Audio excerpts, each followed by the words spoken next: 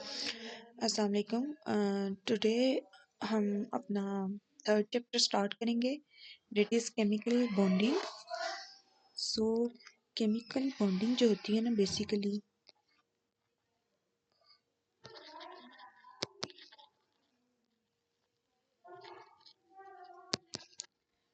so that is the bonding between the atoms, between the elements to form a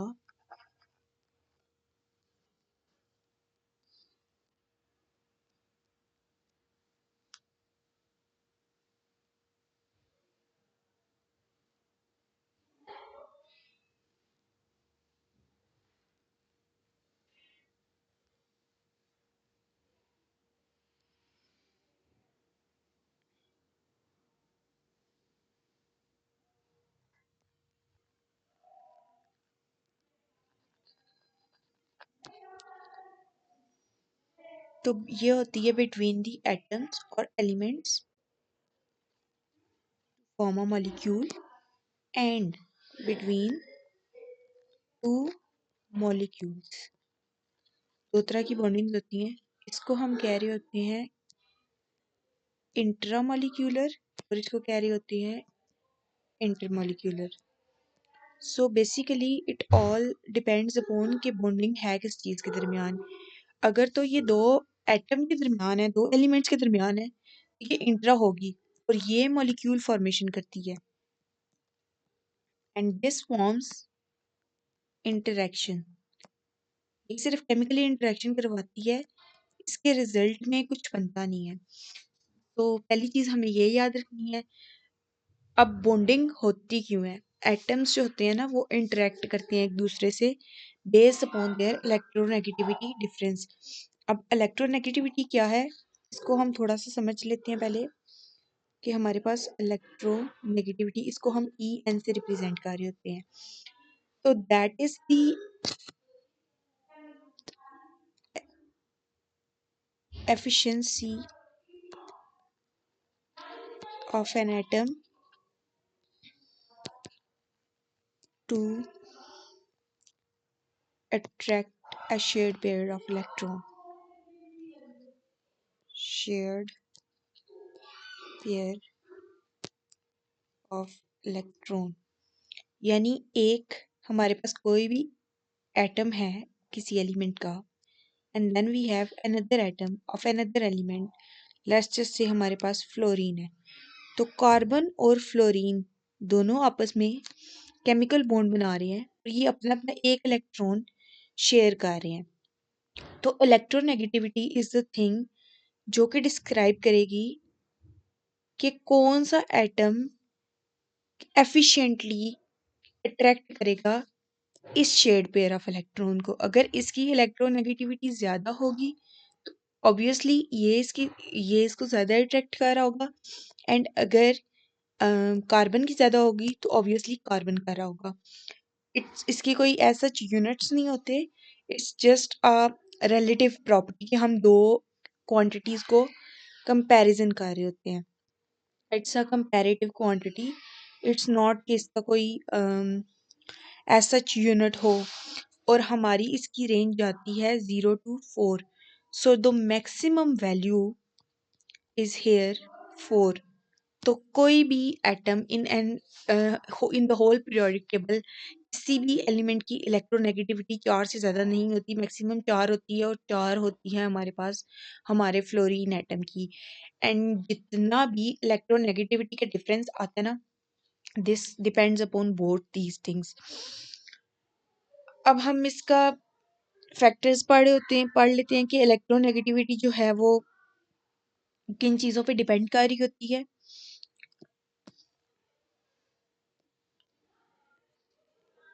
अच्छा, तो सबसे पहले ये डिपेंड कर रही होती है साइज ऑफ एटम के। अगर एक एटम का साइज ग्रेटर है, लेट्स जस्ट से ये एक हमारे पास न्यूक्लियस है और उसके गिर्द 3-4 शेल्स हैं, उसकी यहाँ किसी छोटी एटम से बॉन्डिंग है, अट्रैक्शन हमेशा छोटे वाला ज़्यादा करेगा, बिकॉज़ इस न्यूक्लियस की अट्रैक्शन इसके अपने इलेक्ट्रॉन्स जो इसके अपने शेल में हैं, उनके लिए ज़्यादा है। एक तो एनर्जी डिवीजन का यहाँ पे रूल आ जाता है जो हमने पहले भी डिस्कस किया था, और दूसरी ये बात आती है कि हाउ लाइक डिस्टेंस इंक्रीज होता है, तो डिस्टेंस जहाँ जहाँ पे इंक्रीज होगा वहाँ वहाँ पे हमारे पास जो हमारा इलेक्ट्रोनेगेटिविटी है उसका pull increase with decrease in size. तो जिसका साइज कम होगा दैट मीन्स उसके न्यूक्लियस के पास एनर्जी ज्यादा है, it don't have to like occupy and connect all these electrons जो इसके इन वाले शेल्स में होंगे। ऑब्वियसली अगर एक न्यूक्लियस है हमारे पास एंड उसके पास लेट्स जस्ट से कि उसके पास 15 इलेक्ट्रॉन है, तो उसको उसकी एनर्जी ज़्यादा डिवाइड होगी, उसको उन चीज़ों को ज़्यादा कैरी आउट करना पड़ेगा अ, बजाय उसके कि जिसके पास 10 है या जिसके पास 5 है, उसके पास उसकी रिटेन्ड एनर्जी ज़्यादा होगी। ऐसे ही हम इसको अगर एक शॉर्ट एग्जांपल से समझें, तो एक फैमिली जो कि ऑलरेडी बहुत बड़ी है, वो किसी न्यू पर्सन को अकोमोडेट नहीं कर सकती, लेकिन एक फैमिली जो इतनी बड़ी नहीं है, that would be easier for them कि वो किसी और पर्सन को ना अकोमोडेट कर लें, क्योंकि उनके पास वो शेयर्ड स्पेस मतलब कि उनकी अपनी स्पेस में कुछ एक्स्ट्रा स्पेस, कुछ एक्स्ट्रा एनर्जी होगी जो कि वो किसी और को दे सकें। तो सेम केस विद न्यूक्लियस, कि न्यूक्लियस हर एक को हर एक इलेक्ट्रॉन को बाउंड करने के लिए अपनी एनर्जी जो है ना वो कैरी ऑन करता है। और अगर तो न्यूक्लियस की ये एनर्जी लाइक सस्टेन है, उसके पास इतने इलेक्ट्रॉन्स नहीं है कि वो उनको दे, तो ऑब्वियसली वो जो ये वाला शेड पेयर ऑफ इलेक्ट्रॉन होगा इसकी तरफ ज़्यादा एनर्जी लगाएगा और पुल इस तरफ आएगा, और इससे क्या होता है कि पोल्स बन जाते हैं। पोल्स का हम आगे जो है वो डिस्क्राइब करेंगे, डिस्कस करेंगे इस चीज़ को कि पोल्स क्या होती हैं and how it effects the bonding. Okay, next is nuclear charge.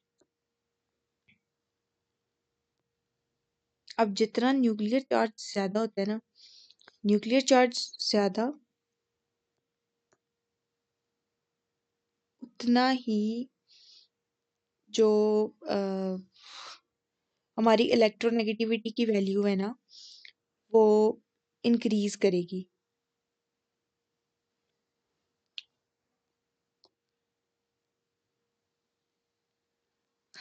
तो ये डायरेक्टली प्रोपोर्शनल है, nuclear charge directly proportional to our electronegativity value.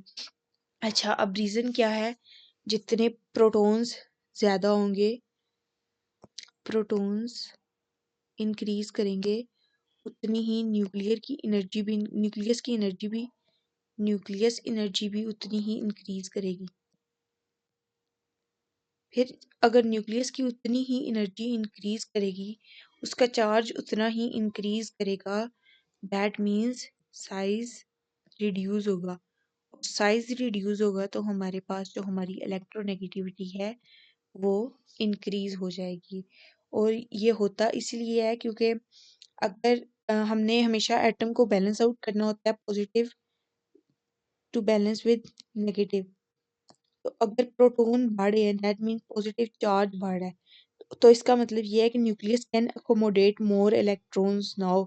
Like अगर एक न्यूक्लियस के पास पहले 15 थे और ये 20 थे, तो ऑब्वियसली उसका साइज बड़ा था और उसकी इलेक्ट्रोनेगेटिविटी की वैल्यू कम थी, बिकॉज उसको अपने इलेक्ट्रॉन्स को ही इतना टाइम लग रहा था अकोमोडेट करने में कि वो बाहर वाले को इतना पुल नहीं था कर पा रहा। लेकिन लेट्स जस्ट से ये इंक्रीज हो गया 30 हो गया, तो नंबर ऑफ इलेक्ट्रॉन्स तो उतने ही रहे ना। तो अब इसके पास it has now the more energy to accommodate the other atoms outside its shell. तो वो शेयर्ड पेयर ऑफ इलेक्ट्रॉन को जो है ना अपनी तरफ पुल कर रहा होगा। Screening bye inner electrons. अब स्क्रीनिंग का हमने कॉन्सेप्ट पहले भी पढ़ा था, जो शील्डिंग इफेक्ट होता है, स्क्रीनिंग इफेक्ट होता है, वो जो है वो डिक्रीज करता है। This also increase the electronegativity value. Next is the trend. अगर हम डाउन द ग्रुप जाते हैं या left to right in a period जाते हैं तो हम देख लेते हैं कि हाउ इट वेरीज। तो पहले हम ग्रुप की बात करेंगे। जो ग्रुप होता है ना, down the group in electronegativity की वैल्यू डिक्रीज करती है। अब उसकी डिक्रीज की रीजन क्या है? क्योंकि साइज इंक्रीज कर रहा होता है। साइज इंक्रीज करता है तो रेडियस इंक्रीज करता है, शील्डिंग इफेक्ट इंक्रीज करता है। अगर शील्डिंग इफेक्ट इंक्रीज करेगा तो ये सारी चीजें इलेक्ट्रोनेगेटिविटी की तरफ जाएंगी। ऑब्वियसली क्योंकि रेडियस इंक्रीज हो गया, डिस्टेंस बढ़ गया, तो न्यूक्लियस की फोर्स कम होगी, नंबर ऑफ इलेक्ट्रॉन्स बढ़ते हैं। That's why number of electrons को भी यहाँ पे ऐड कर लें। Then we have across the period. तो अक्रॉस द पीरियड क्या होता है कि अक्रॉस द पीरियड जो हमारा साइज है वो रिड्यूस हो रहा होता है ना, और रेडियस भी रिड्यूस हो रहा होता है।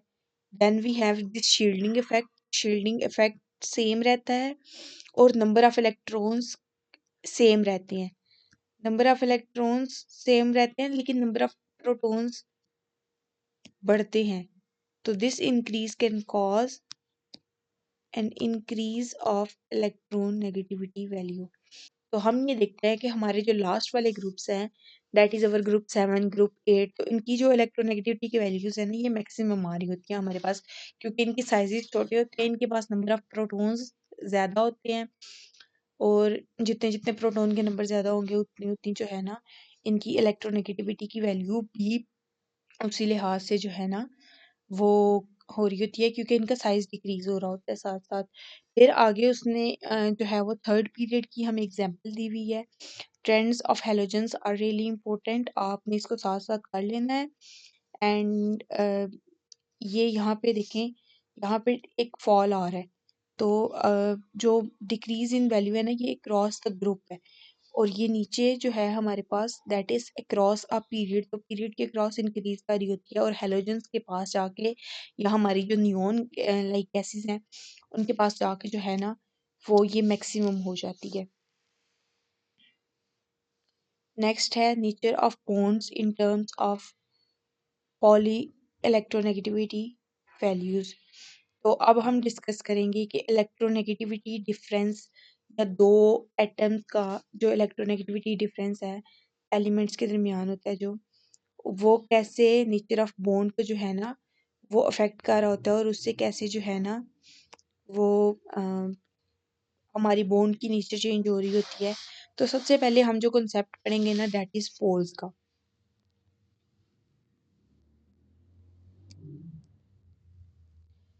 हम ये देखते हैं कि जब दो इलेक्ट्रॉन्स या दो एटम्स आपस में कोवलेंट बॉन्ड बनाते हैं तो न्यूक्लियर चार्ज उनके इर्द गिर्द इक्वली डिस्ट्रीब्यूटेड है। अब न्यूक्लियर चार्ज इक्वली डिस्ट्रीब्यूटेड है, दैट मीन्स के they have same energy scattered all over. इनकी एनर्जी सेम है, इनकी जो डिफरेंस ऑफ इलेक्ट्रोनेगेटिविटी है ये ज़ीरो है, इनमें कोई डिफरेंस नहीं है। अब ऐसे में क्या होता है कि जो एलिमेंट होता हमारा बॉन्ड बनता है दैट इज नॉन पोलर, उसके पोल्स नहीं होते। लेकिन अगर हमारे पास दो ऐसे एलिमेंट है, लेट्स जस्ट से कोई एक एलिमेंट है जिसका साइज बहुत छोटा है और एक एलिमेंट है उसका साइज बड़ा है, तो वो ना अनइक्वल डिस्ट्रीब्यूशन की तरफ जाता है bond, and it has formed like this type of pole, sorry.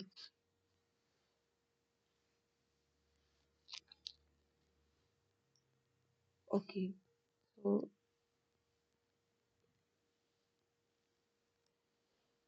तो वो इस तरह का कुछ पोल बना लेता है। अब पोल ये शो कर रहा होता है कि ये जो हमारा एटम है ना जो ब्रॉडर साइड पे है, it has greater smaller size. तो इसका स्मॉल साइज है तो दैट मीन्स कि it has like more pull toward this electron, ये इस शेड पेयर ऑफ इलेक्ट्रॉन्स को अपनी तरफ ज्यादा खींच रहा है। तो जो शेयरिंग ऑफ इलेक्ट्रॉन है ना वो थोड़ी इस तरफ डाइवर्ट हो जाती है और हमारे पास कुछ इस तरह का पोल बन जाता है। अब इसमें जिसने इलेक्ट्रॉन को ज्यादा पुल किया हुआ है दैट इज पार्शियल नेगेटिव, और जिसने जो है ना जिसके पास कम इलेक्ट्रोनेगेटिविटी है दैट इज पार्शियल पॉजिटिव। तो इन दोनों का जो डिफरेंस है ना इलेक्ट्रोनेगेटिविटी का, वो इनका म्यूचुअल रिएक्शंस दूसरे एलिमेंट के साथ और इनका रिएक्शन सॉरी दूसरे कंपाउंड्स के साथ और इनका रिएक्शन, इनकी नेचर, इनका साइज, इनकी शेप, ये सारी चीजें ना ये इनका इलेक्ट्रोनेगेटिविटी डिफरेंस डिटरमिन कर रहा होता है। तो सबसे पहले हमने पोल्स की बात थोड़ी समझ ली। अब मूविंग टुवर्ड द नेक्स्ट हम देखते हैं। अब लेट्स जस्ट से कि फ्लोरीन है ना हमारे पास, fluorine has maximum electronegativity value and that maximum is 4.0। अब ये हमने पहले भी बात की थी कि that is our maximum range. तो जो बाकी जितने भी होते हैं ना वो मिनिमम होते हैं, इससे रेस्ट आर मिनिमम। तो दैट मीन्स कि जब हम किसी भी कर रहे होंगे ना, किसी की भी बॉन्डिंग फ्लोरीन के साथ डिस्कस कर रहे होंगे, वो कोई भी आइटम है, हाइड्रोजन है, कार्बन है, ऑक्सीजन है, नाइट्रोजन है, व्हाटसोएवर, ये हमेशा पार्शियल पॉजिटिव ही होंगे and fluorine will be partial negative. तो इसमें जो फ्लोरीन एंड कार्बन है उसकी कुछ इस तरह का पोल बनेगा and this is partial positive, this is partial negative.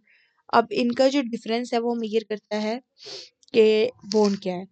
अब हम यहाँ पे कुछ एग्जांपल्स देख लेते हैं। First is oxygen molecule.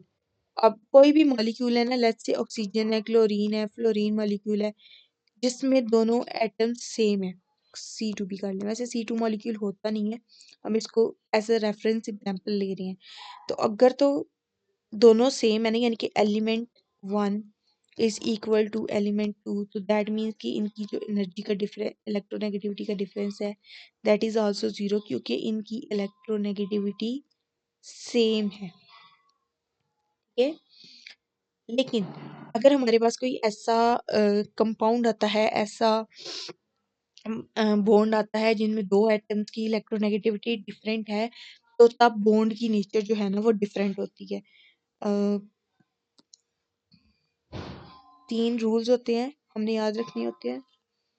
First is कि जब इलेक्ट्रोनेगेटिविटी डिफरेंस 0 से लेकर 0.4 हो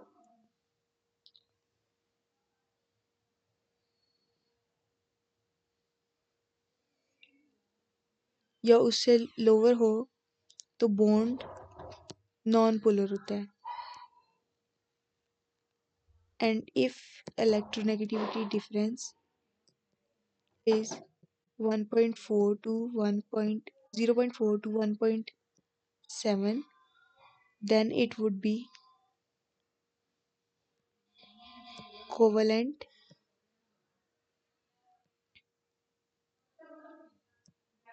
non polar,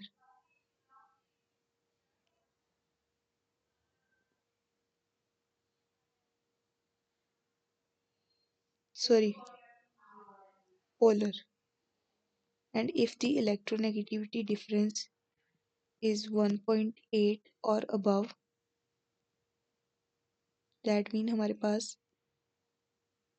ionic bond है and that is polar in nature. Okay, that was all for today. कल हम इसको ज़रा मज़ीद डिस्क्राइब करेंगे and then we will be discussing covalent nature. इसको आपने एक दफ़ा रीड आउट कर लेना है और हम साथ डाइपोल मूवमेंट और ये सारी चीज़ें डिस्कस करेंगे। ओके, अल्लाह हाफिज़।